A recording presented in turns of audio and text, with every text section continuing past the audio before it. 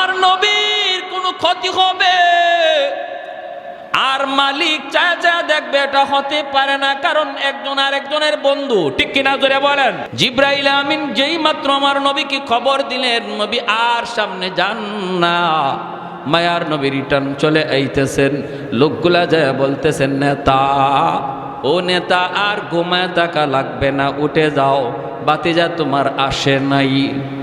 আবু জাহেল লাফ দিয়ে বিছানা থেকে উঠছে। কসকি বলে হ আসছিল ভালোই, কে কি কইল কাউরে দেখলামও না, আবার চলে যাইতেছে। আবু জাহেল বিছানা থেকে ওইটা কয়, কই আমার বাতিজা কই? কইয়া দরজা দিয়ে লাফ দিছে, দৌড় দিছে। এই দৌড় দিতে যায় ওর নিজের খবর নাই, নিজে যে গর্ত বানায় রাখছে এই গর্তে নিজেই যায় পড়ছে। যেই গর্ত আমার নবীর জন্য বানাইছিল এই গর্তে কে পড়ছে? আবু জাহেল। কে পড়ছে? আবু জাহেল যেই মাত্র গর্তের ভিতরে পড়লো, আল্লাহ পাক গর্তকে ডাক দেয়া কয়, এরে গর্ত, তোর পেটে এইবার কে ঢুকছে? কয়, আল্লাহ তোমার দুশমন, তোমার বন্ধুর দুশমন। আল্লাহ কয়, এরে গর্ত, তুই গর্ত আরো বেশি করে গভীর হইয়া যা, এরে যদ্দূর নিচে নিতে পারস ল। এখন আবু জাহেল খালি নিচে যায়।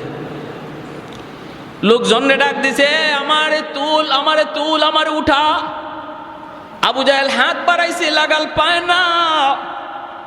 আবু জাহেল কই, মুই ফালা, মুই চং, চং ফালা, কয় চংও লাগাল পায় না। রশি ফালা, রশি তো লাগাল পায় না।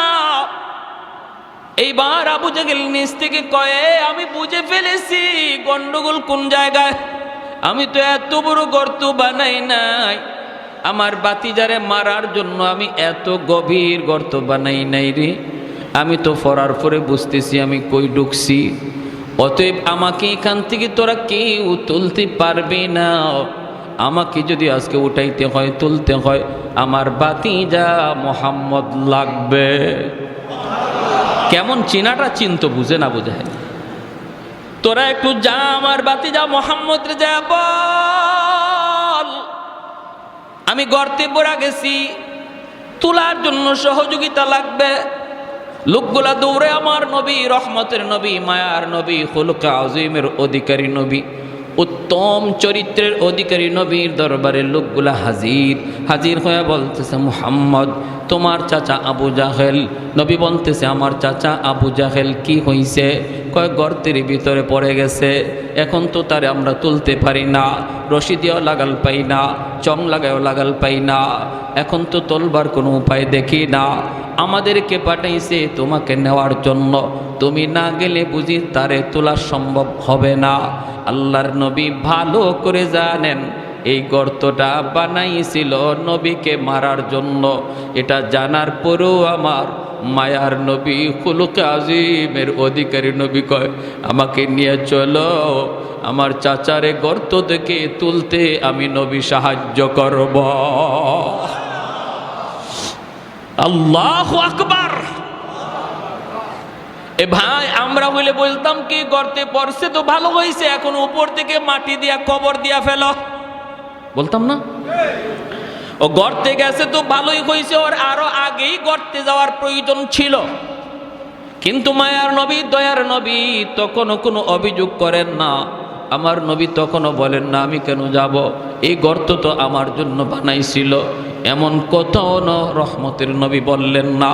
এজন্য আল্লাহকে, বন্ধু, এমন এক আখলাক আমি আল্লাহ তোমারে দিয়েছি, দুশ্মনের জন্য তুমি রহমতের দোয়া করো, দুশ্মনের জন্য তুমি রহমতের দোয়া করো, ওই আখলাকটা আমি আল্লাহ তোমারে দিয়েছি।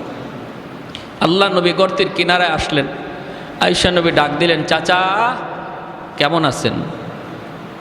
আবু জাহেল গর্তের ভিতর থেকে বলতেছে, বাতিজা আমি কেমন আছি তুমি তো দেখতেছ, তুমি তো নিজেই দেখতেছ, চাচা খবর কি, ঘটনা কি? আবু জাহেল কয়, বাবারে ঘটনা তো তুমি সব জানো, তোমারে তোমার আল্লাহ জানায় দিছে। এ বাতিজা মুহাম্মদ, বিশ্বাস কর বাবা, কসম করে বলি আমি এত গভীর গর্ত তোমার জন্য বানাই নাই, আমি পড়ার পরে, আমি গর্তে পড়ার পরে দেখতেছি যে গভীর, এত গভীর আমি করি নাই। আমার হাতে লাগাল পায় না, চঙে লাগাল পায় না, রশি দিয়া লাগাল পায় না। অতএব বাতিজা আমার বুঝতে বাকি নাই গন্ডগোল আসমানে লাগছে। আগুন লাগায়া দিছি আমি, আসমানে পানি দেয় যদি, জমিনে কোনোদিন আগুন নিববে না। বাতিজা মুহাম্মদ, ও মুহাম্মদ একটু তুলো বাবা, তুমি যদি হাত না বাড়াও আমাকে কেউ গভীর গর্ত থেকে তুলতে পারবে না। আল্লাহর নবী তখন বলতেছেন, চাচা গো, 4000-এর বেশিবার আপনার কাছে দাওয়াত লইয়া গেছি, মাথায় পর্যন্ত আঘাত করে রক্ত ঝরাইছেন, এরপর আমি দাওয়াত দেওয়া বন্ধ করি নাই। ও চাচা, জীবনের শেষ সময় গর্তের উপর থেকে তুমি অন্তত বলো, এতটুকু যখন বুঝলা আমি হাত না বাড়াইলে তুমি উঠতে পারবা না, এতটুকু যখন বুঝছো বাকিটা তুমি বুঝো না কেন? আবু জাহেল কয়, বাবারে বাকিটাও বুঝবো, আগে উপরে তুলো। বাকিটাও হবে, আগে উপরে তুলো। আল্লাহ নবী কয়, তুমি ওয়াদা করো, ওয়াদা করো। আবু জাহেল গর্তের ভিতর থেকে বলতেছে, আমি ওয়াদা করলাম এইবার আমার রহমতের নবী, মায়ার নবী, তার নবুতি হাত মুবারক বাড়ায় দিছেন। আল্লাহ পাক ডাক দেয়া কয়, রে গর্ত, এইবার তোর দিকে আমার মায়ার নবীর নবুতি হাত, রহমতের হাত চলে এসেছে। আমার নবীর বরকতি হাত যেখানে লাগে সেখানেই বরকতের ছোঁয়া লেগে যায়। তোর দিকে আমার বন্ধুর বরকতি হাত বাড়ায় দিছে রে গর্ত, আর আবু জাহেল রে নিচে লাগবি না, উপরে উঠে আমার বন্ধুর হাতের সাথে হাত মিলায়া দে। লিফটের মতো আবু জাহেলকে গর্তের ভিতর থেকে উপরে উঠাইতে লাগলো। আমার নবী, রহমতের নবী, মায়ের নবীর হাত মোবারক আবু জাহেল ধরলো, নবীজি টান দিয়া উপরে উঠায় ফেললেন। আল্লাহু আকবার। এইবার নবী বলতেছেন, চাচা গো, এবার বলুন, কালেমা পড়ুন, কালেমা পড়ুন। আবু জাহেল তখন বলতেছে, ভাতিজারি, তুমি যে এত বড় জাদুকর আমি আগে জানি না। নাউজুবিল্লাহ। আরো আস্তে, আর একটু জোরে, আর একটু জোরে, নাউজুবিল্লাহ। কই, তুমি যে এত বড় জাদুকর এটা আমি আগে জানি না। আল্লাহ নবী বলতেছেন, চাচা বুঝি কপালে তোমার হেদায়েত নাই। ইন্নাকা লা তাহদি মান আহবাবতা ওয়ালাকিন্নাল্লাহ ইয়াহদি মান ইয়াশা। আল্লাহ বলে, বন্ধু, তুমি যারে চাও তারে তুমি হেদায়েত দিতে পারবা না, হেদায়েত দেওয়ার মালিক হলাম আমি আল্লাহ। হেদায়েত দেওয়ার মালিক কে? আর একটু জোরে বলেন কে? তার জন্যই মায়ার নবীর সবচেয়ে মায়ার চাচার নাম হলো আবু তালিব। আবু জাহেল কিন্তু নবীর এত মায়ার চাচা না, আবু জাহেল নবীর আপন চাচাও না। আমার নবীর আপন চাচা হলো আবু লাহাব, নবীর আপন চাচা হলো আবু তালিব, নবীর আপন চাচা হলেন হযরত আব্বাস রাদিয়াল্লাহু আনহু। আবু তালিব নবীর উপরে ঈমান আনে নাই, কিন্তু আমার নবীকে এত মায়া করছেন, যত জীবন আবু তালিব জীবিত ছিলেন আমার নবীর গায়ে টুকা দেওয়ার মতো সাহস বেঈমান করে না, এত আদর করছে। শিয়াবে আবি তালিব 2 বছরের জন্য আমার নবী, নবীর পরিবারকে কারাগারে বন্দী করে রাখলো ওরা, মক্কার কাফিররা। 2 থেকে 2.5 বছর নবী বন্দী ছিলেন, একা না, গোটা পরিবারটা। এবং নবীর সাথে নবী পরিবারের লোক যারা মুসলমান হয় নাই এরাও বন্দী ছিল, এর মধ্যে আবু তালিবও বন্দী। অথচ আবু তালিব কিন্তু মুসলমান হন নাই, কিন্তু নবীর সঙ্গ দেওয়ার কারণে, নবীর পক্ষে থাকার কারণে এরা আল্লাহ নবীর চাচা আবু তালিব সহ কারাগারে বন্দী করে ফেললো, একটা জায়গা অবরোধ করে ফেললো, বাহির থেকে খানা পানি কিছুই দেয় না। 1 বছর নয়, 2 বছর, 2.5 বছর পর্যন্ত চলে গেছে। শিশু বাচ্চারা কান্নায় অস্থির হয়ে যাইত, মার বুকের দুধটা পর্যন্ত শুকায় গেছে। ওই অবস্থায় আমার নবী, রহমতের নবী বলেন, ওই কারাগারে আমি নবী গাছের পাতাও খাইছি। এত যন্ত্রণা, এত যন্ত্রণা। রাতের অন্ধকারে আমার পায়ের নিচে নরম কি যেন একটা জিনিস পড়ছে, পেটের ক্ষুধায় যন্ত্রণায় সাহাবীরা রে ওই দিন আমি পায়ের নিচ থেকে উঠাইয়া কি খাইছিলাম পেটের ক্ষুধায় আমি নবী আজও জানি না। আজও আমি জানি না ওই দিন কি খাইছিলাম। সেই আবু তালিব আমার নবী, রহমতের নবী, ওই বন্দি দশায় নবী যেই খাটের মধ্যে ঘুমাইতেন, আবু তালিব আল্লাহ নবীর ঘরের চতুর্দিকে পাহারা দিতেন। পাহারা, দরজার সামনে পাহারা দিতেন। নবী একদিন ঘুম থেকে উঠে গেছেন, ওইটা বলতেছেন, চাচা আপনি ঘুমান না, রাত গভীর হয়ে গেছে, আপনি বুঝি ঘুমান না? আবু তালিব বলতো, বাতিজা মুহাম্মদ, বাতিজা আমার ভয় হয়, আবু জাহেলের লোকগুলা রাতের অন্ধকারে তোমার ঘরে ডুইকা তোমার কোনো ক্ষতি করে ফেলে কিনারে বাতিজা, এজন্য আমি রাতে ঘুমাইতে পারি না। ঘুম থেকে লাফ দিয়ে উঠে যায়, আমার বাতিজার জানি কি হইতেছে। আল্লাহ নবী এজন্য আবু তালিবের ইন্তেকালের সময় মায়ের নবী চোখের পানি ঝরে ঝরে কাঁদতেছে, আর কাছে যেয়ে বলতেছেন, চাচা গো, একবার শুধু আমার কানে কানে আপনি কালেমাটা পড়ে নিন, কিয়ামতের ময়দানে আমি নবী আপনারে না লইয়া জান্নাতে যাইমু না। আল্লাহ নবী এত অনুনয় বিনয় করে চোখের পানিটা জড়ায় জড়ায় নবী কাঁদতেছেন আর বলতেছেন। আবু জাহেল, উতবা, সাইবা লোকগুলা পাশে দাঁড়ায় আছে, ওরা দেখতেছে আবু তালিব মনে হয় কালেমা পড়ে ফেলবে। এমনি আবু জাহেল ডাক দেয়া কয়, আবু তালিব তুমি আমাদের নেতা ছিলা, সারা জীবন বাপদাদার ধর্মের উপরই ছিলা, মৌতের সময় যদি মুহাম্মদের ধর্ম লইয়া মরো, মক্কার মানুষ তোমারে কাপুরুষ কইব। কাপুরুষ কি কয় শুনছেন? মক্কার মানুষ তোমারে কাপুরুষ কইব, মৌতের সময় মুহাম্মদের ধর্ম লইয়া মরছে, বাতিজার ধর্ম লইয়া মরছে। এ আবু তালিব তুমি চিন্তা করে দেখো। এইভাবে যখন বলছে আমার নবী, রহমতের নবীকে আবু তালিব বলতেছে, বাতিজা আমি ভালো করে জানি রে বাতিজা, তুমি সত্য, তুমি নবী সত্য, তোমার ধর্ম সত্য, এরপরও পারলাম না আমি, মৃত্যুর পর ওরা আমাকে অপবাদ দিবে। এভাবে ইমান সারাই তার ইন্তেকাল হলো। নবী চোখের পানিটা জড়ায় জড়ায় কাঁদতেছেন। ওই সময় আমার আল্লাহ আয়াত নাজিল করে কয়, বন্ধু তুমি যারে ভালোবাসো তারে তুমি হেদায়েত দিবা, বিষয়টা এমন না। হেদায়েতের খাজানার মালিক হলাম আমি আল্লাহ। জাহান্নামের সর্বনিম্ন শাস্তিটা দেওয়া হবে নবীর চাচা আবু তালিবকে, একজোড়া জুতা পরাইয়া দেওয়া হবে জাহান্নামের। আল্লাহ নবী বলেন এই জাহান্নামের একজোড়া জুতা পরানো হবে। কেন? পায়ের তালার মধ্যে এই জুতাটা।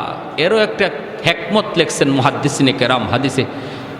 আবু তালিবের শরীরের এমন কোনো জায়গা বাকি ছিল না যেখানে আমার নবীর পবিত্র দেহের ছোঁয়া লাগে নাই। আদর করতে গিয়ে, ছোট্টবেলা থেকে আমার নবীরে আদর করতে গিয়া নবীর দেহটা তার দেহে লাগে নাই, এমন কোনো জায়গা বাকি ছিল না, শুধুমাত্র পায়ের তালা ছাড়া। শুধুমাত্র পায়ের তলা, পায়ের তলাটা ছাড়া বাকি সব জায়গায় নবীর দেহের ছোঁয়া লাগছে। এজন্য জাহান্নামের আগুন ধরতে পারে না। পায়ের তালার মধ্যে যেহেতু নবীর ছোঁয়া লাগে নাই, এজন্য আল্লাহ জাহান্নামের দুটা জুতা পরাইয়া দিবে। এতে করেই মাথার মগজ, ভাত যেভাবে টকবক করে, ভাত যেভাবে টকবক করে ওই রকম মাথার মগজ টকবক করবে।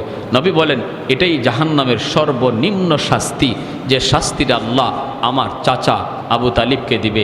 এটা সর্বনিম্ন। সর্বনিম্ন শাস্তিটা যদি এমন হয় যে জুতার গরমে পায়ের মাথার মগজ টকবক করে, তাহলে এর চেয়ে কষ্টের শাস্তিটা কেমন হইতে পারে? আল্লাহ আল্লাহ তুমি আমাদেরকে জাহান্নামের আযাব থেকে বাঁচাও, আল্লাহ হেফাজত করো। সবাই বলে আমিন। ওয়া ইন্নাকা লাআলা খুলুকিন আযীম। এজন্যই আল্লাহ পাক রব্বুল আলামিন বলে, বন্ধু তোমাকে আমি আল্লাহ খুলুকে আযীমের অধিকারী করেছি। বন্ধু এত সুন্দর আখলাক, এত সুন্দর ব্যবহার আমার নবীর ছিল। ভাইরা বন্ধুরা, এত সুন্দর কেন সুন্দর হবে না? কারণ তিনি কুল কায়নাতের মধ্যে শ্রেষ্ঠ। যেই নবীর আগমনের উসিলায় আল্লাহ কায়নাতকে সাজাইছে, যেরকম সুবহানাল্লাহ। আসমান আল্লাহ সাজাইছে নবীর কারণে, জমিন আল্লাহ সাজাইছে জমির নবীর কারণে, আমাকে আপনাকে সাজায় রাখছে আল্লাহ নবীর কারণে। যেরকম না সুবহানাল্লাহ। ভাইরা বন্ধুরা, জন্য নবী দুনিয়াতে আগমনের বহু আগেই আল্লাহ পাক আসমানি কিতাবগুলার ভিতরে আমার নবীর আগমনের খবর আল্লাহ দিয়া দিছে রে বন্ধু। আল্লাহ পাক রব্বুল আলামিন বলতেছে, মুহাম্মাদুর রাসূলুল্লাহ ওয়াল্লাযীনা মাহু আশিদ্দাউ আলাল কুফফার রুহামাউ বাইনাহুম তারাহুম রুকআন সুজদান ইয়াবতাগুনা ফাদলাম মিনাল্লাহি ওয়া রিদওয়ানা সীমাহুম ফি উজুহিহিম মিন আথারিস সুজুদ যালিকা মাসালুহুম ফিত তাওরাতি ওয়া মাসালুহুম ফিল ইনজিল। তাওরাত কিতাবের ভিতরে আমার নবীর আলোচনা আসেনি না নাই? ইনজিল কিতাবের মধ্যে আসেনি না নাই? এজন্য তাওরাত কিতাবের 400 জন পণ্ডিত, তাওরাত কিতাবের 400 জন পণ্ডিত ইয়ামেনের বাদশাহ তুব্বায় আউয়াল হিময়ারি, ওই বাদশার দরবারে তাওরাত কিতাবের 400 আলিম তারা থাকেন। তারা বাদশাকে জানাইছে, বাদশাহ আমরা তো এখন তাওরাত কিতাব মানতেছি, আখিরি জমানায় একজন নবী আগমন করবে, ওই নবীর কাছে আল্লাহ পাঠাইবে কোরআন, আর নবীর আগমনের জন্ম হবে মক্কার জমিন, নবী হিজরত করে যাবেন মদিনাতুল মুনাওয়ারায়। তাওরাত কিতাবের ভিতরে আমরা সব পেয়েছি। এইবার ইয়ামেনের বাদশাহ তুব্বাই আউয়াল হিময়ারি কয়, আমার মন চায় মক্কা দেখব, মদিনা দেখব, তোমরা আমাকে একটু মক্কা দেখাইবানি। এই বইলা 400 জন আলেমকে সাথে লইয়া ইয়ামেনের বাদশাহ তুব্বাই আউয়াল হিময়ারি আমার নবীর জন্মের 1000 বছর আগে, আল্লাহু আকবার জোরে বলেন, ইতিহাস প্রসিদ্ধ এক ইতিহাসের কিতাব আল বেদায়া ওয়ান নেহায়া, এই কিতাবের ভিতরে ঘটনা এনেছেন নবীর সম্মানের কথা। কি বলবো, আমার নবীর জন্মের আগের শানের কথাটা শুধু শুনেন, মনোযোগ দিয়া শুনেন। মানুষের সম্মান শুরু হয় জন্মের পর, মানুষের জীবনী আলোচনা হয় জন্মের পর, আর আমার আপনার নবীর জীবনী শুরু হয়ে গেছে জন্মের বহু বহু আগে। আল্লাহু আকবার।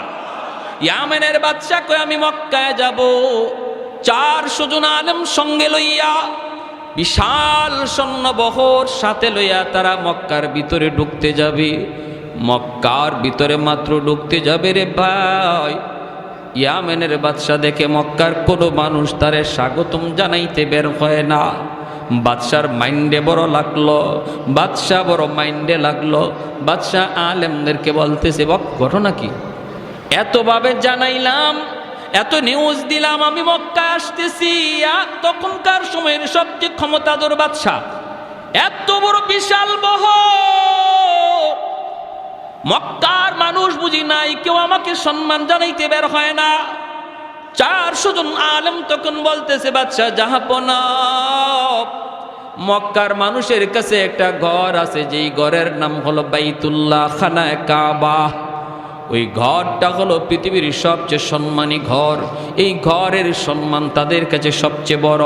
এজন্য এই ঘরকে পিছনে রেখে এরা কারো সম্মানে মক্কা থেকে বের হয় না, কারণ ঘরের চেয়ে সম্মানী এখনো কেউ দুনিয়াতে আল্লাহ পাঠায় নাই। অতএব আল্লাহর ঘরকে রেখে কারো সম্মানে ওরা মক্কা থেকে বের হয় না। তুব্বাই আউয়াল হিময়ারি কয়, আমার মাইন্ডে লাগলো, তাহলে আমি এই ঘর রাখবো না, যেই ঘর আমার সম্মানে বাধা হয়ে দাঁড়ালো। এসে গেল মক্কায় বাইতুল্লাহর ঘরে, আল্লাহর ঘরখানায় কাবার সামনে।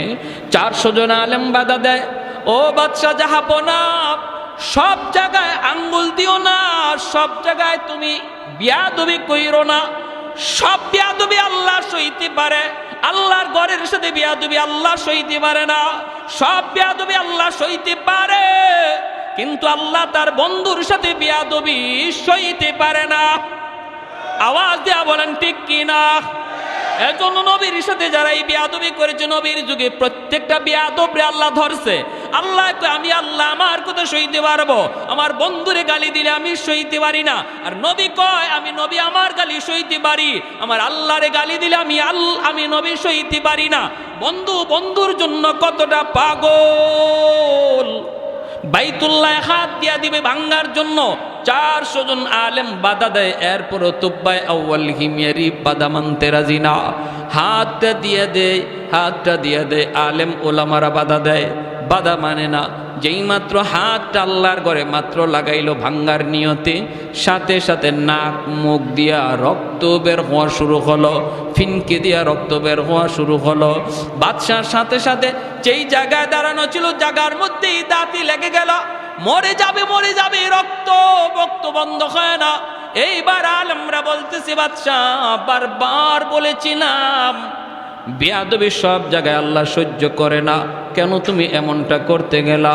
বাদশাহ তখন কয়, আমি মাপ চাই গো, আমাকে মাপ করো, আমি বুঝি নাই। কয়, আল্লাহর ঘর ধরে আবার তুমি মাপ চাও? যেই মাত্র আল্লাহর ঘর ধরে আবার মাপ চাইছে, মালিক আমি ভুল করে ফেলেছি, আল্লাহর সাথে সাথে তওবা কবুল করে তারে সুস্থ বানায় দিছে। বলুন তো, সুস্থতার চাবিকাঠি কার হাতে? আরো জোরে বলেন না, কার হাতে? এই ইয়াকিন আছে তো? সাবধান, এটা মনে রাখবেন না ওই জায়গার পানি গায়ে লাগাইলে সুস্থ হয়ে যাবেন, অমুকে ফু দিলে পরে আপনি সুস্থ হয়ে যাইবেন, এই ধরনের ইয়াকিন রাখা যাবে না। সুস্থতার মালিক কে? আল্লাহ। এখন বাদশাহ কয়, যেই ঘরে এত দামি ঘর, এই ঘরে আমি একটা খেদমত করব। তারা কয়, কি খেদমত? কয়, আমি আল্লাহর ঘরের গিলাফ লাগাইয়া দিব।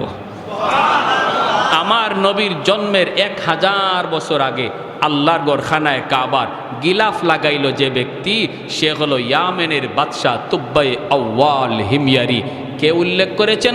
প্রসিদ্ধ ইতিহাসবিদ আল বেদায়া ওয়ান নেহায়া কিতাবের ভিতরে এই আল্লাহর ঘরে গিলাফ লাগানো হলো। আজও আল্লাহর ঘরে গিলাফ আছে, পরিবর্তন হয়, বদলানো হয়, কিন্তু সিস্টেম ও তখন থেকে শুরু হয়েছে। এরপরে উলামায়ে কেরাম বলতেছে, আর একটু সফর করবেন? আর একটু সফর করব, আমি মক্কার আশপাশ দেখব।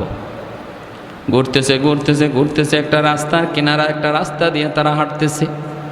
এইবার রাস্তাটা যাওয়া মাত্রই দেখা যায় 400 জন আলেম একজন আরেকজনকে লক্ষ্য করে বলতেছে, দোস্ত রাস্তার কন্ডিশন দেখে মনে হয় এই রাস্তাটা বুঝি আমরা ভালো করে চিনি। রাস্তার বিবরণ তাওরাত কিতাবের মধ্যে এসেছি। কোন রাস্তা? কয়, নবীজি যেই রাত্রে মক্কা থেকে মদিনায় হিজরত করবেন যেই রাস্তা দিয়া, এই রাস্তাটা কেমন হবে, কন্ডিশন কেমন হবে, ওই রাস্তার বিবরণ আল্লাহ তাওরাত কিতাবে উল্লেখ করেছেন। শুধু আমার নবীর কথা তাওরাতে না, নবী যে রাস্তা দিয়া হিজরত করে মদিনায় যাবেন ওই রাস্তাটা কেমন হবে, এই কথাগুলিও আল্লাহ তাওরাত কিতাবে উল্লেখ করেছে। 400 জন আলেম একজন আরেকজন কয়, দোস্ত একটু দেখ, তাকায় দেখ কিতাবের সাথে মিলে কিনা। কয়, 100% মিলে গেছে, এই সেই রাস্তা, হিজরতের রাস্তা। কয়, তাহলে আর থামা যাবে না, চলতে থাকো, মদিনা পর্যন্ত আমরা যাব। তখন তো মদিনায় কোনো ঘর নাই, বাড়ি নাই, মদিনায় কোনো ঘর নাই, বাড়ি নাই, কিন্তু তারা বলতেছে আমরা মদিনা পর্যন্ত যাব। কারণ মদিনা কোন জায়গাটা হবে, ওই জায়গার আবহাওয়া কেমন হবে, এই জায়গার এলাকাটা কেমন হবে, আল্লাহ তাওরাত কিতাবে উল্লেখ করেছেন। অতএব আমরা মাটি দেখলে বুঝে ফেলবো এটাই হবে সোনার মদিনা। যাইতেছেন সোনার মদিনায় যাইয়াই 400 জন তাওরাতের আলেম ডানে বামে তাকায়, পাহাড় পর্বত দেখে জমিনের পরীক্ষা করে সবাই শুকরিয়া তান আল্লাহর কদমে সেজদায় পড়ে গেছে। বাদশাহ বলতেছে, উলামায়ে কেরাম আমাকে একটু খুলে বলো না কি হয়েছে? কয়, শুকরান আলহামদুলিল্লাহ, আমরা মদিনাতুল মুনাওয়ারার সংবাদ পেয়ে গেছি, সন্ধান পেয়ে গেছি। কয়, কোন জায়গা? কয়, যেখানে আপনি আমি দাঁড়ায় আছি গো বাদশাহ, এই জায়গায় হবে সোনার মদিনা, যেখানে আখিরি নবী চিরনিদ্রায় শুয়ে থাকবেন। মক্কার আপন মানুষগুলি নবীকে মক্কায় থাকতে দিবে না, রক্তের মানুষগুলো আমার নবীকে পিটায় রক্তাক্ত করবে। সেই নবী চোখের পানি মুইসা মদিনার দিকে হিজরত করবে, আর এই হবে সেই সোনার মদিনা এখানেই বসতি গড়ে উঠবে, এখানেই নবী শুয়ে থাকবে। এই কথা বলা মাত্র উলামায়ে কেরাম কান্দে আর কয়, বাদশাহ জাহাপনা, আপনি আপনার ইয়ামিন চলে যান, আপনার সৈন্য সামন্ত লয়ে আপনি ইয়ামিন চলে যান।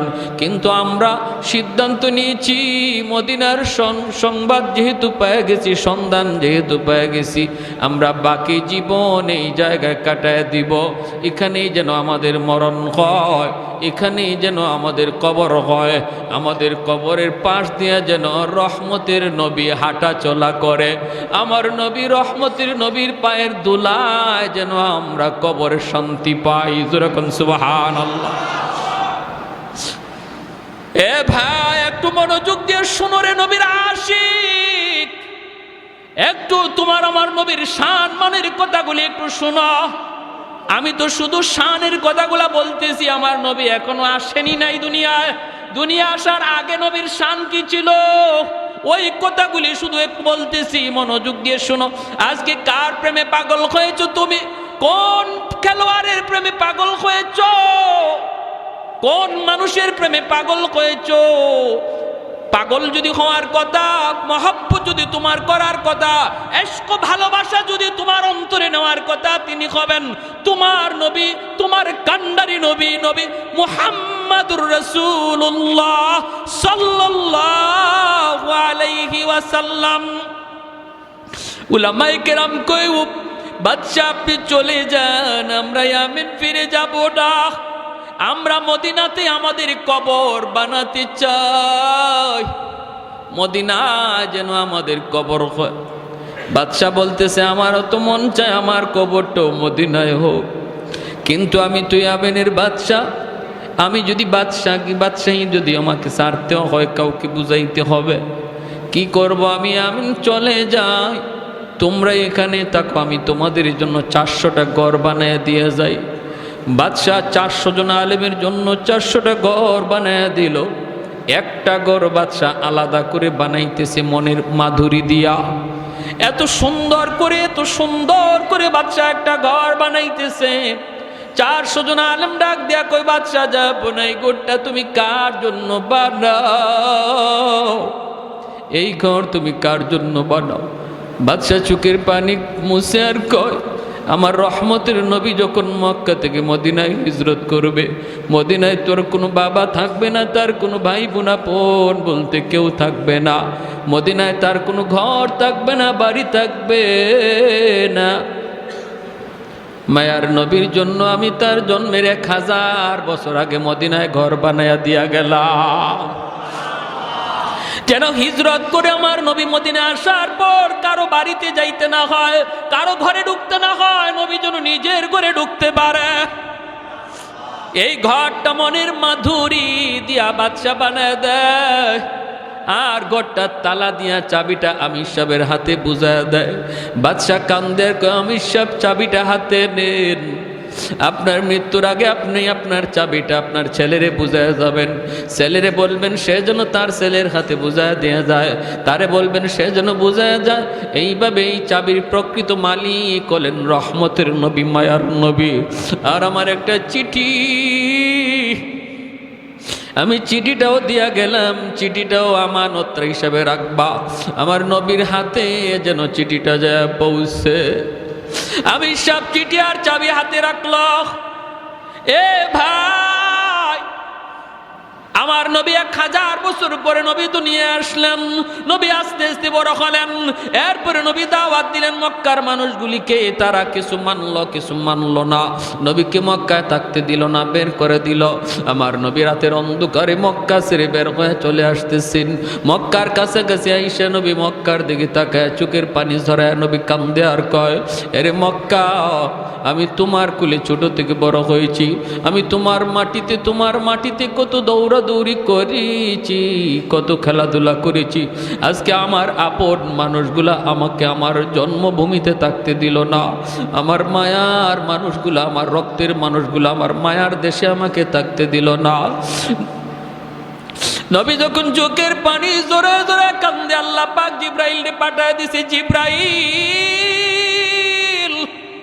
আমার বন্ধুরে যা বলো আর যেন না কান্দে, আমি আল্লাহ সইতে পারি না। আমার বন্ধুরে যা বলো, আমি আল্লাহ ওয়াদা দিলাম জন্মভূমির দিকে তাকে যেন বন্ধু চোখের পানি না জড়ায়। আমি জানি তার দেশের প্রতি, জন্মভূমির প্রতি বন্ধুর মায়া লাগতেছে। যায় তুমি সুসংবাদ দাও, অল্প দিনের ভিতরে আমি মদিনা থেকে আবার তার জন্মভূমিতে তারে ফিরিয়ে দিব। যায় বলো বন্ধু যেন না কাঁদে, তার চোখের পানি আমি আল্লাহ সইতে পারি না। আল্লাহ নবী রহমতের নবী মক্কা আসলেন। নবীজি কুবা এলাকায় সর্বপ্রথম অবস্থান করলেন। এখন যে মসজিদে কুবা, এখানে নবী সর্বপ্রথম মসজিদ বানাইলেন।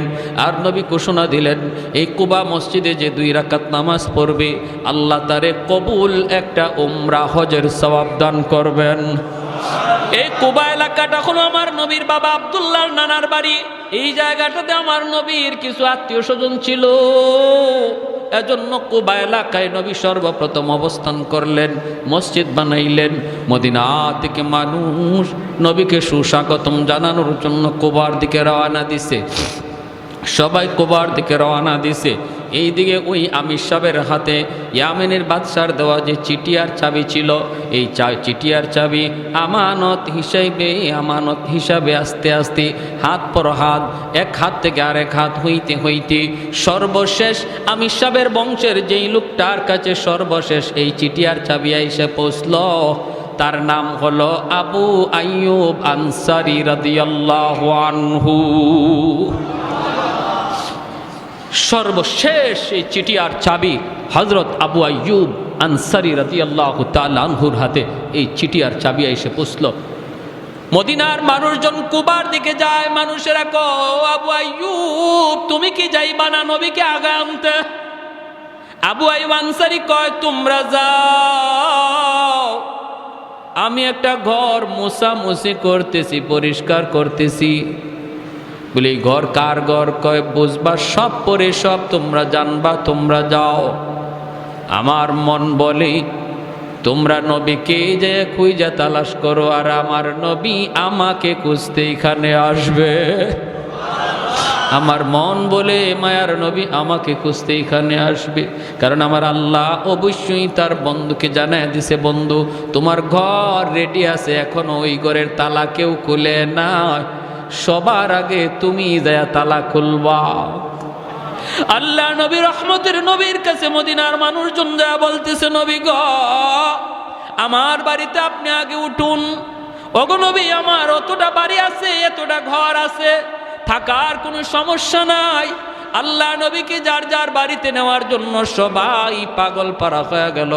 মায়ার নবী দয়ার নবী তখন বলতেছেন, আমি কার বাড়িতে থাকবো, কার বাড়িতে উঠবো আমি জানি না, আমি কোথায় যাব এটা জানেন আমার আল্লাহ জানে। আমার উটনি, আমি যেই উটের উপরে সওয়ার হয়েছি এই উট জানে আমার ঠিকানা কোথায় হবে। আল্লাহু আকবার।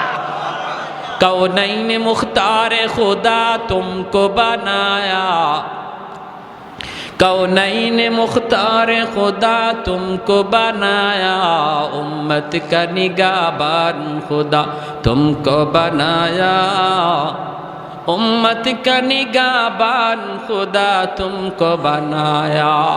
मौला मेरा आका मेरा रहमत की नबी है, ताजदार मदीना है तुम्हारे अरबी है, ताजदार मदीना है तुम्हारे अरबी है।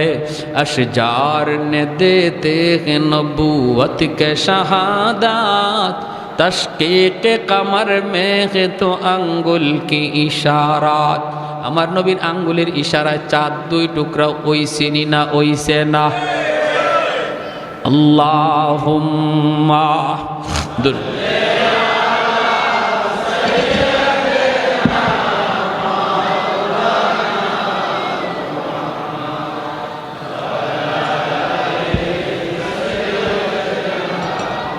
মাওলানা মুহাম্মদ আল্লাহুম্মা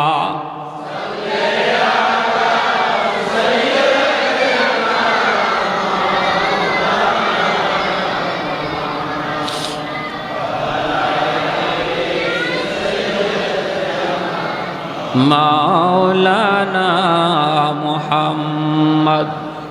ভাইরা আমার, এজন্য বলতেছিলাম আল্লাহ নবী বলতেছে আমি জানি না কোথায় যাব, কোন দিকে যাব, জানেন আমার আল্লাহ, জানে আমার উটনি। মায়ার নবী উটের পিঠে উঠে গেলেন।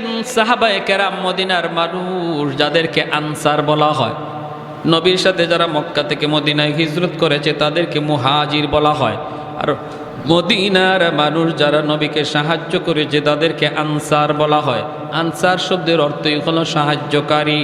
তারা সাহায্য করেছেন, জায়গা দিয়েছেন, ঘর দিয়েছেন, টাকা দিয়েছেন, সব দিক দিয়ে সহযোগিতা করেছেন, বিদায় তাদের নাম হলো আনসার।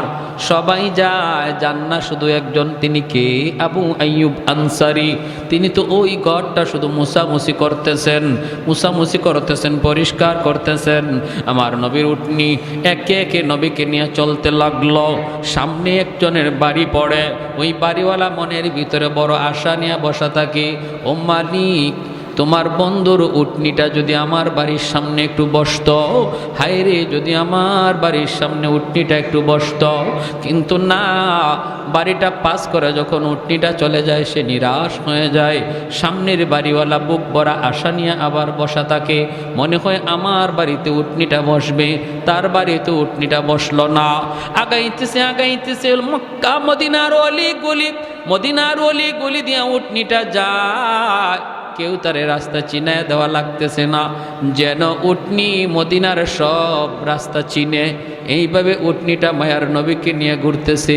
ঘুরতে ওই সেই বাড়ি, যেই বাড়ি নবীর জন্মের 1000 বছর আগে ঘর বানায় গেল ইয়ামেনের বাদশা তুব্বাই আউয়াল হিময়ারি, মসজিদে নববীর পাশে ওই ঘরের সামনে নবীর উটনিটা গেল। ওই জায়গায় আবু আইয়ুব আনসারির হাতে হলো চিঠি আর চাবি। ওখানে যাইয়া উটনিটা মায়ার নবীকে নিয়ে বসে গেল। আল্লাহু আকবার। আবু আইয়ুব আনসারি, আমার নবী, রহমতের নবী, মায়ার নবী ডাক দেয়া বলতেছেন, আবু আইয়ুব, কোথায় আমার চিঠি আর চাবি? আমার হাতে দাও। কেউ বলে নাই। ওই সময় মদিনার মানুষ, নবীর সাথে হিজরতকারী আবু বকর, কেউ জানে না এই চিঠির ইতিহাস কি, চাবির ইতিহাস কি। আল্লাহ নবী দা বলতেছেন, আবু আইয়ুব, কোথায় আমি নবীর চিঠি আর চাবি? তোমার কাছে আমানত, আমার আমানত আমার হাতে বুঝায় দাও।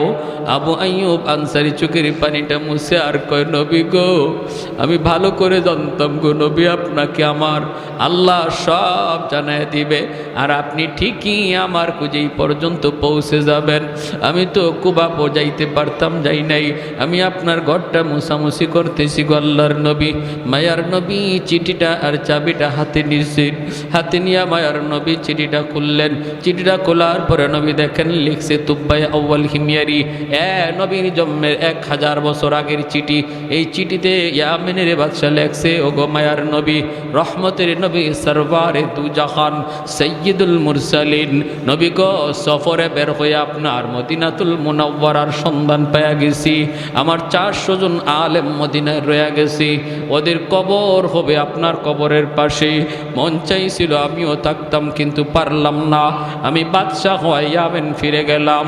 ও গো নবীজি, আমি আপনার জন্য একটা ছোট্ট হাদিয়া রেখে গেলাম গো নবী, একটা ছোট্ট কামরা।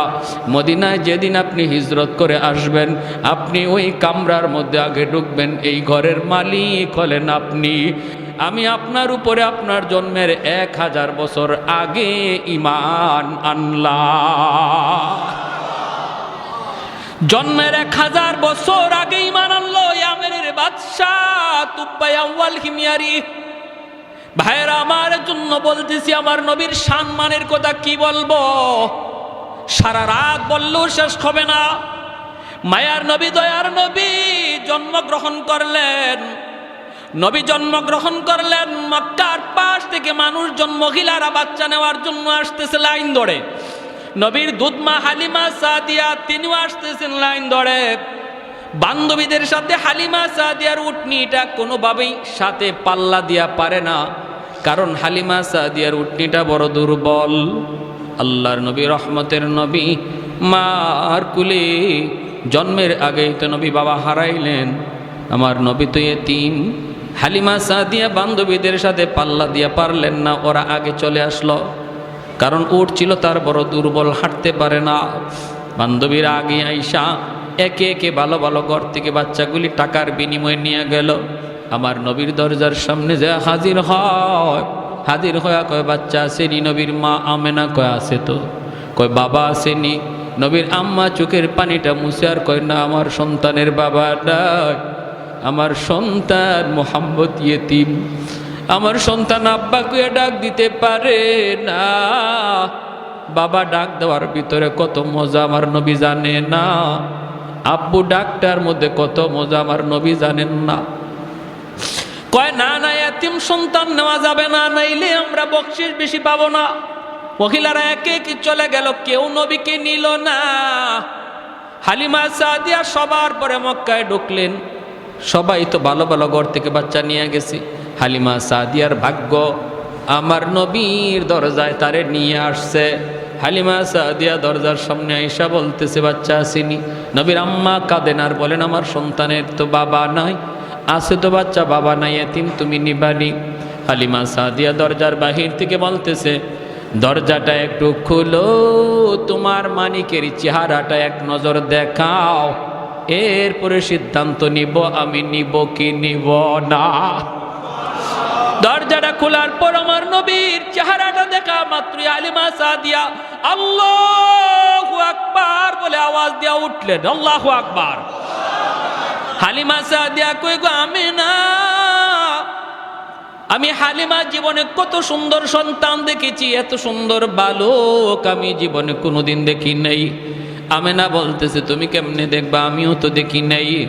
আল্লাহ পাক কয় জিব্রাইল রে, হালিমাও বুঝি আমার বন্ধুর মতো দেখে নাই, মায়ও বুঝি আমার বন্ধুর মতো কাউরে দেখে নাই, তুমি জিব্রাইলে দেখছো নি?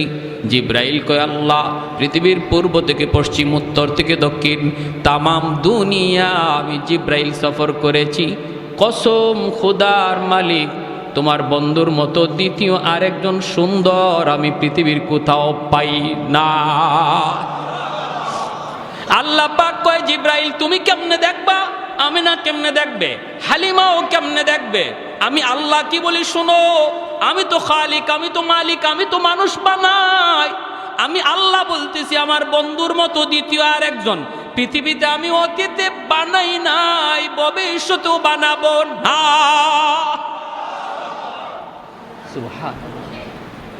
মা আহসানা মিনকা লাম তারাকাত আইনি ওয়া আজমালা মিনকা লাম তালিদিন নিসাউ খুলিকতা মুবাররাআম মিন কুল্লি আইবিন কাআন্নাকা খুলিকতা কামা তাশাউ।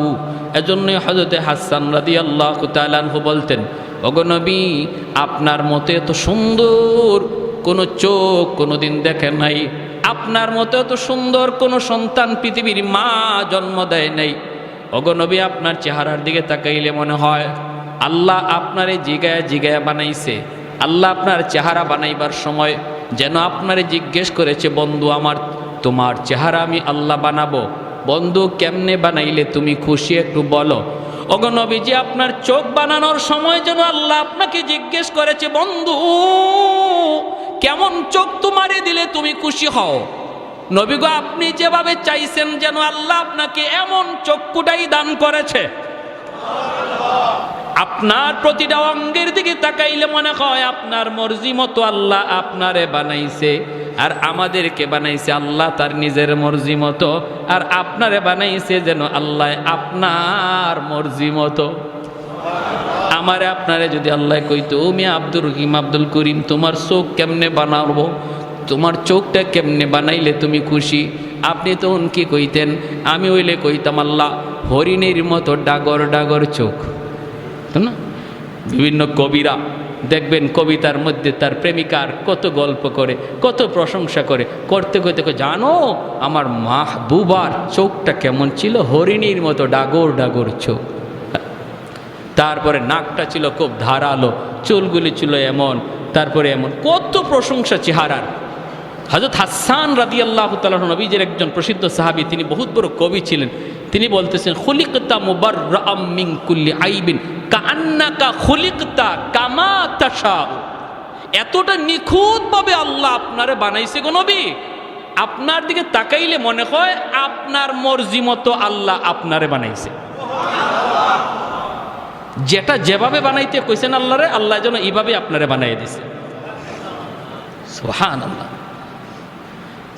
এজন্য আল্লাহ বলে, জিব্রাইল আমার বন্ধুর মতো সুন্দর আরেকজন পাইবা কোত্থেকে? আমি বানাইলে তো পাইবা, আমি তো বানাই নাই, আমি আল্লাহ তো বানাই নাই, পাবা কোত্থেকে? সুবহানাল্লাহ। এজন্য নবীকে কোলে নিয়ে হালিমা সাদিয়া উটের পিটাইয়া বসছেন, আমার কিচ্ছু লাগবো না, আমি এই বাচ্চা লয়ে যাই। চেহারায় কয় অনেক কিছু, চেহারায় কয় বহুত নিয়ামত, চেহারায় কয় বহুত বরকতি বাচ্চা, বহুত বরকতি বাচ্চা। হালিমা সাদিয়ার স্বামী উটের পিঠে বসা, গিয়ে নিয়ে উঠছে পরে হালিমা সাদিয়ার স্বামী বলতেছে, হালিমা গো কিছু পাইছো? হালিমা সাদিয়া বলতেছেন, স্বামী গো চেহারা দেখো, কিছু না, চেহারায় মনে হয় আমরা সব পায়া গেছি, চেহারায় বোঝা যায় আমরা সব পায়া গেছি। আল্লাহ নবীকে কোলে নিয়ে হালিমা সাদিয়া উটের পিছে বসছেন, আর সামনে বসছেন তার স্বামী। এবার স্বামী উটকে পিটাইতেছেন। খাসাইসুল কুবরা নামক কিতাবের ভিতরে লিখেন আল্লামা জালালউদ্দিন সৈয়দী রহমতুল্লাহ গেলে, পিঠে চাবক দিচ্ছেন উটরে, চল বাড়ি যাব, বাচ্চা তো পেয়ে গেছে। উট নড়ে না, চড়ে না, লড়েও না, পিঠা খায় উঠে, কথা কয় না, আরো পিঠায়, উট নড়ে না, চড়ে না। এইবার হালিমা সাদিয়া অবাক, স্বামী অবাক, ঘটনা কি? উট নড়ে না, চড়ে না, বসছে যে আর উঠেই না। এইবার উট আল্লাহর কাছে তার জবান চায়, জবান উঠে আল্লাহর কাছে জবান চায়, মালিক আমি তো হায়বান, তুমি আমার জবান দেও নাই, এতে আমার কোনো বাধা নাই, আপত্তি নাই, কোনো অভিযোগও নাই, মালিক তোমার মর্জি, কিন্তু আল্লাহ এই মুহূর্তে আমার একটু জবান খুলে দাও, আমি আমার মালিকের সাথে একটু কথা বলবো। কেন আমি উট হাঁটতেছি না, নড়তেছি না? সাথে সাথে আল্লাহ উটের জবান খুলে দিয়েছে। উট ডাক দেয়া কয়, মালিক আমারে যতই মারো, যতই পিটাও, আমি কিন্তু নড়ব না, হাঁটব না, কারণ তোমার পিছনে যে বসছে, তোমার বিবি যারে কুলে নিয়ে বসছে, তুমি তারে না চিনলেও আমি উট তারে চিনে ফেলেছি, আমি উট তারে চিনে ফেলেছি। ইনি রহমতের নবী সাইয়্যিদুল মুরসালিন, ওনার খাতিরে আল্লাহ কায়নাত বানাইছে, আমারে বানাইছে, তোমারে বানাইছে। ওই রহমতের নবী যদি তোমার পিছনে বসে, বেয়াদবি হয়, বেয়াদবি হয়। আমার রহমতের নবীর আগে বসাও, তুমি পিছনে যাও, আমাকে মারা লাগবে না, আঘাত করা লাগবে না, আমি দ্রুত দৌড়াইতে থাকব। হালিমা সাদিয়ার স্বামী ডাক দিয়া কয়, হালিমা গো কারে লই আইছো? উঠে যারে চিনে, ও হালিমা তুমি সামনে আসো। হালিমা সাদিয়া আমার নবীকে নিয়ে সামনে এসে বসলেন, স্বামী পিছনে বসছে, উট আস্তে করে দাঁড়ায় গেছে। এইবার উঠে ডাক দিয়ে কই, মালিক একটা আবদার করি, আমার রহমতের নবী যেখানে যার উপরে চড়বে সেই পৃথিবীর শ্রেষ্ঠ হয়ে যাবে। আমার নবী আমার পিঠে উঠছে, আমি উট পৃথিবীর ভিতরে সবচেয়ে বড় ভাগ্যবান। আসার সময় আমি উটের লাগাম ছিল তোমার হাতে মালিক, এখন যেহেতু রহমতের নবী আমার পিঠে বসছে, নবীর নরম হাতে আমার উটের লাগামটা ধরায়া দাও, আমাকে পিঠা দেওয়া লাগবে না, আমি দ্রুত দৌড়াইতে থাকবো। আমার রহমতের নবীর নরম হাতে যেই উটের লাগাম ধরায় দিছি, উটের শরীরের মধ্যে আল্লাহ পাক বরকত দিয়া দিছে, শক্তি আল্লাহ দিয়া দিছে। বান্ধবীরা যারা আগে ওনারে ফালায়া বাড়ি যাওয়ার ছিল, মাঝ রাস্তায় যায় ওদেরকে ক্রস করে ফেলছে। বান্ধবীরা কয়, হালিমা গো এই উটটা এত শক্তি আসলো কোত্থেকে? আসার সময় তোমার উটের কোনো শক্তি ছিল না, তোমার উট আমাদের সাথে হাইটা পারে নাই, এখন দেখা যায় তুমি আমাদেরকে ফালায় চলে যাইতেছ, এটা কি ওই উট নাকি অন্য কোনো উট? হালিমা সাদিয়া চুকির পানি মুছে আর কয়, না রে বান্ধবীরা, এটা ওই উট, এটা কি আগের উটই, নতুন কোন উট নয়।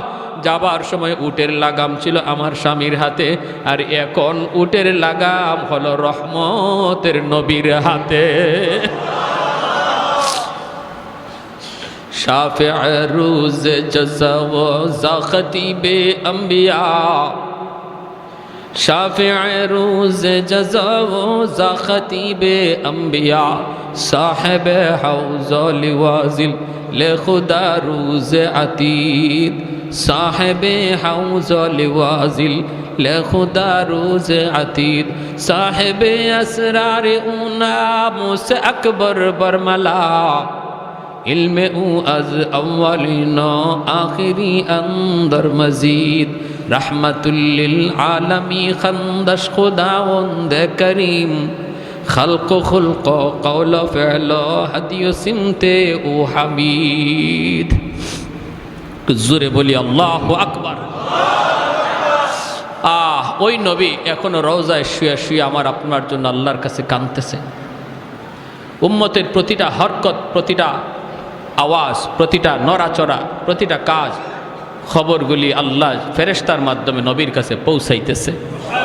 আমরা এখানে বসে আজকে নবীর আলোচনা করতেছি, আল্লাহ ফেরেশতার মাধ্যমে নবীর কাছে পৌঁছাইতেছে। যেরকম সুবহানাল্লাহ। যখনই আল্লাহর নবীর কাছে এই খবর যায়, নবী গো আপনার উম্মত আপনার আদর্শ ছেড়ে দিছে, আপনার সুন্নত ছেড়ে দিছে, তার চেহারা দেখলে আপনার উম্মত যে বোঝা যায় না, তার কাজ দেখলে আপনার উম্মত যে চেনা যায় না। ওগো নবী, ওরা তো আজকে ইহুদ খ্রিস্টানদের কালচার নিয়ে নিছে। তখন রহমতের নবী রওজায় শুয়া শুয়া চোখের পানি ঝরায় ঝরায় কান্দে, উম্মত আমি নবী তোমার জন্য উহুদের ময়দানে দান শহীদ করেছিলাম। আমি নবী তোমার জন্যই আবু জাহেলের হাতে আঘাত খেয়ে রক্ত ঝরাইছিলাম। আমি নবী তোমার জন্যই উহুদের ময়দানে রক্ত ঝরেছিল, তায়েফের জমিনে আমার রক্তে পায়ের জুতা আটকে গেছিল। ও উম্মত আমি তোমার জন্যই করেছিলাম। আমি নবী যদি চাইতাম, আল্লাহ আমি শান্তি চাই, আল্লাহ আমি ধন দৌলত চাই। আল্লাহ বলে বন্ধু উহুদ পাহাড়টারে স্বর্ণ বানায় তোমার পিছনে ঘুরতে বলবো, তুমি যেদিকে যাবা ওইদিকে তোমার পিছনে স্বর্ণের পাহাড় ঘুরবে, স্বর্ণের পাহাড় ঘুরবে। আমি তো সব কিছুকে লাথি মেরেছি উম্মত তোমার জন্য, তোমার জন্য। আজ সেই উম্মত, আজ সেই উম্মত তুমি বুঝি আজকে আমি নবীর ভুলে গেছো, আমার নবীর আখলাক ভুলে গেছো, আমার আদর্শ ভুলে গেছো। আজকে তোমাকে মসজিদে পাওয়া যায় না, আজ তোমাকে মসজিদে পাওয়া যায় না, ওয়াজ মাহফিলে পাওয়া যায় না, আজ তোমাকে বিভিন্ন গান বাজনার অনুষ্ঠানে পাওয়া যায়। তোমার মুখের দিকে তাকাইলে পরে আমার উম্মত বলে তোমাকে চেনা যায় না। প্যারে হাজিরিনের জন্য বলি যুবক, একটু নিজেরে বুঝাও, একটু নিজেরে বুঝাও। কিয়ামতের ময়দানে ওই আমাকে যদি নবীর সামনে দাঁড় করানো হয়, আমার সুরত দেখলে নবী খুশি হবে না লজ্জা পাবে?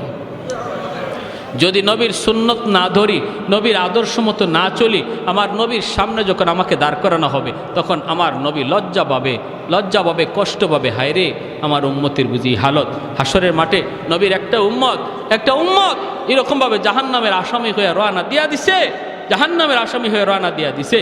ফেরেশতারা হাত করা পা করা লাগায় নিয়ে যাইতেছে। হযরত আদম আলাইহিস সালামের চেহারাটা হবে সবার চেয়ে উঁচু।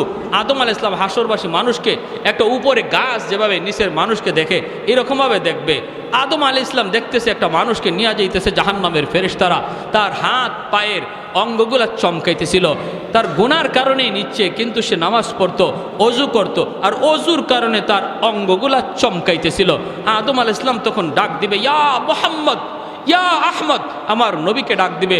নবীজি দৌড়ে আসবে, বাবা আমাকে কেন ডাক দিয়েছেন? আল্লাহ নবীকে আদম আলাইহিস সালাম বলবে, মুহাম্মদ আমার তো মনে হচ্ছে ওই জাহান্নামী আসামিটা তোমার উম্মত, কারণ তার অজুর অঙ্গগুলা চমকাইতেছে। মুহাম্মদ তুমি তাড়াতাড়ি যাও, তারে বাঁচাও, তারে বাঁচাও। আল্লাহ রাসূল সাল্লাল্লাহু আলাইহি ওয়াসাল্লাম বলেন, তখন আমি কোমরের মধ্যে গামছা দিয়ে একটা বাঁধ দিব, শক্ত করে দ্রুত দৌড় দিতে গেলে মানুষ যেভাবে প্রস্তুতি নেয়, নবী বলেন আমি কোমরটার একটা বাঁধ দিব, বাঁধ দিয়ে একটা দৌড় দিব। দৌড় দিয়ে ফেরেশতাদেরকে বলবো, ফেরেশতারা থামো থামো, আমার উম্মতের সমস্যাটা কোথায়, অসুবিধাটা কোথায়, আমার একটু দেখায় নাও। ফেরেশতারা থামবে না। ফেরেশতারা বলবে আমাদের থামার কোনো সুযোগ নাই, আমরা আল্লাহর অবাধ্য হতে পারি না, আমার আল্লাহর আদেশ তারে নিয়ে যাওয়া, আমরা থামতে পারবো না। নবী দৌড়ান, হুচুট খায় নবী পয়রা যান, ওইখান থেকে নবী আবার উঠেন, উঠতে আবার নবী দৌড় দেন, আবার দৌড় দিতে যায় নবী স্পিডে পয়রা যান, আবার নবী উঠেন, উঠে ফেরেশতারা থামো থামো, আমার উম্মতের সমস্যাটা কি, তার অপরাধটাকে আমাকে একটু বুঝায় নাও। দৌড়তে থাকবে। ফেরেশতারা যখন থামতেছি না, তখন আল্লাহর নবী এক জায়গায় বসে নিরাশ হয়ে আরশে আজিমের দিকে তাকায়া চোখের পানিটা ফালাইয়া দেবে, ফালায় বলবে, আল্লাহ তোমার ফেরেশতারা আমার কথা শুনে না। আল্লাহ আল্লাহ আল্লাহ তোমার ফেরেশতারা আমার কথা শুনে না। যে চোখের পানিটা ফালাইয়া নবী ডাক দিবে, আল্লাহ বলে ফেরেশতারা যে যেখানে আসো থেমে যাও, পিছনে আমার বন্ধু তোমাদেরকে ডাকতেছে। আল্লাহ নবী কাছে যাবেন, যায় বলবেন কি সমস্যা, বলে তার গুনার পাল্লা ভারী। নবী বলবেন আমার আরেকটাবার আমার চোখের সামনে তোমরা একটু পাল্লাটা ওজন দাও। চোখের সামনে পাল্লাটা ওজন দিবে। আল্লাহ নবী তার হাত থেকে একটা কাগজের টুকরা, যে কাগজের ভিতরে তার ইমানটা ছিল নির্ভেজাল, ওই ইমানের কাগজটা একটা পাল্লায় নবী রেখে দিবে। সাথে সাথে গুনার পাল্লা হালকা হয়ে যাবে, নেকির পাল্লা ভারী হয়ে যাবে। এতটা উম্মতের জন্য পাগল যে নবী এখনও রওজায় শুয়া হাসরের মাঠেও শুধু ইয়া উম্মতি উম্মতি করবে। আর কোথায় কোন জায়গায় আমার উম্মত আটকে আছে এই খবর পেয়ে পাগলের মতো দৌড়াবে। সেই নবীর আদর্শ ভুইলা আজকে তুমি কারে ফলো করতেছো? তুমি কারে অনুসরণ করতেছো? কাকে, কার সুরত ধরছো যুবক? কার সুরত ধরছো একটু বলো। যে নবী বলতেছেন আমি আমার মাকে পাই নাই, আমার মাকে পাই নাই, দুধ মাকে পেয়েছি। যে দুধ মার সেবা খেদমত নবী এতটা করলেন, মায়ের খেদমতের এতটা আদেশ দিয়ে গেলেন। আজকে তোমার দ্বারা তোমার মা কষ্ট পায়, তোমার দ্বারা তোমার বাবা কষ্ট পায়, আজকে তোমার দ্বারা তোমার এলাকার মুরব্বী কষ্ট পায়, আজকে তোমার দ্বারা তোমার উস্তাদ কষ্ট পায়। বলো এই কি তোমার নবীর আখলাক ছিল? এই কি তোমার নবীর আদর্শ ছিল? প্রতি বৎসর রবিউল আউয়াল এসে তোমাকে কি সবক দিয়ে যায়, আমাকে কি সবক দিয়ে যায়? সবক দিয়ে যায় আমার গোটা জিন্দিগিটা যেন নবীর আদর্শে হয়। আমার নামাজের কিবলা হবে বাইতুল্লাহ, আর জীবনের কিবলা হবে মুহাম্মাদুর রাসূলুল্লাহ। নামাজের কিবলা বলেন, আমার সাথে মুখস্থ করেন, নামাজের কিবলা বাইতুল্লাহ, জীবনের কিবলা মুহাম্মাদুর রাসূলুল্লাহ। তার মানে আমার জিন্দিগিতে যা কিছু আমি করব, খাবো এটাও নবীর তরিকায়, ঘুমাবো নবীর তরিকায়, হাঁটবো নবীর তরিকায়, হাসবো নবীর তরিকায়, ব্যবসা করব আমার নবীর তরিকায়, চাকরি করব নবীর তরিকায়, বাবা হিসাবে ঘর শাসন করব নবীর তরিকায়, সন্তান হিসাবে চলবো নবীর তরিকায়। কারণ আমার নবী বাবাও ছিলেন, সন্তানও ছিলেন। এমন কোনো পৃথিবীর সেক্টর নাই যে জায়গাটাতে আমার নবীর আখলাক আর আদর্শ খুঁজে পাওয়া যাবে না। তুমি রাখাল হও, সেখানে দেখবা মরুর দুলাল আমার নবী, রহমতের নবী, তিনি ছাগল রাখালি করছেন, তোমার কাছে নবীর আদর্শ রয়েছে। তুমি ব্যবসায়ী হও, দেখবা শাম সিরিয়ার ব্যবসায়ী মুহাম্মদুর রাসূলুল্লাহ তোমার জন্য ব্যবসায় আদর্শ রেখে গেছেন। তুমি চাকুরিজীবী হও, দেখবা আম্মাজান খাদিজাতুল কুবরা রাদিয়াল্লাহু তাআলা আনহার ব্যবসার চাকুরি করেছেন, সেখানে তোমার জন্য আখলাক রেখে গেছেন। তুমি বাবা হও, দেখবা খাতুনে জান্নাত ফাতেমা রাদিয়াল্লাহু তাআলা আনহার বাবা হিসাবে বাবার আদর্শ রেখে গেছেন। তুমি সন্তান হও, দেখবা মুহাম্মদুর রাসূলুল্লাহ আব্দুল্লাহর বেটা হয়া তিনি আদর্শ তোমার জন্য রেখে গেছেন। সমাজের একজন লোক হও, দেখবা হিলফুল ফুজুল নামের সংগঠন তৈরি করে সমাজ সংস্কারের আন্দোলন আমার নবী তোমাকে শিখায় গেছেন। কোথায় তুমি জানতে চাও, কি শিখতে চাও? এমন সেক্টর নাই যেখানে আমার নবীকে খুঁজে পাবা না। তারপরেও পুরা কপাল তোমার আমার, পুরা কপাল তোমার আমার। যদি আমরা এই জায়গা ভুলে থাকি, এই সমস্ত দিক থেকে নিজে অবহেলায় থাকি, এটা আমার কপাল পুরলো, আর কেউর কপাল পুরল না, আমি নিজেই কপাল পুরা হলাম। আল্লাহ আমাদের সবাইকে এই মাসকে সামনে রেখে গোটা জিন্দিগিটা, বিশেষ করে আজকে যদি এতটুকু ওয়াদা করি যে আমি আমার নবীর জীবনের সবচেয়ে বড় আদত যেটা 5 ওয়াক্ত নামাজ জামাতে পড়া, যে নবী অসুস্থ হয়েও মসজিদে জামাতে এসেছেন সাহাবীদের কাঁধে ভর দিয়া, আমরা যারা আজকে এখানে বসলাম এতটুকু সবক যদি এখান থেকে নেই যে হুজুর নিয়ত করলাম মৌতের আগ পর্যন্ত আমার নবীর কলিজা আর ব্যথা দেব না, আমি কষ্ট হলো মসজিদে জামাতে আসব, জামাতটা সারলে আমার নবীর কলিজায় ব্যথা পায়। নবী যখন দেখছেন হুজরা থেকে আবু বকর সিদ্দিকের ইমামতিতে নামাজ চলছে, জামাত চলছে, হুজরা থেকে নবীজি তাকে মুস্কি হাসছেন আর বলছেন আল্লাহ তুমি আমার উম্মতকে কবুল করো, আমার উম্মতের গোটা জিন্দিগি যেন এইভাবে নামাজের কাতারে কেটে যায়। যেরকম সুবহানাল্লাহ। কারা কারা নিয়ত করতে পারি 5 ওয়াক্ত জামাতে পড়ার? আল্লাহ প্রতিটা হাতকে তুমি কবুল করো। আর যাদের বাপ মা আছে আল্লাহ যেন বাপ মার সেবা করে আমরা চলতে পারি, মা বাবার কলিজায় যেন ব্যথা না দিই। আয় আল্লাহ মুরব্বীদের সাথে যেন আমরা বেয়াদবি না করি। আল্লাহ আমাদের প্রত্যেকটা হাতকে কবুল করো। জোরে কোন আমিন। ওয়া আখির দাওয়ানা আনিল হামদুলিল্লাহি রাব্বিল আলামিন।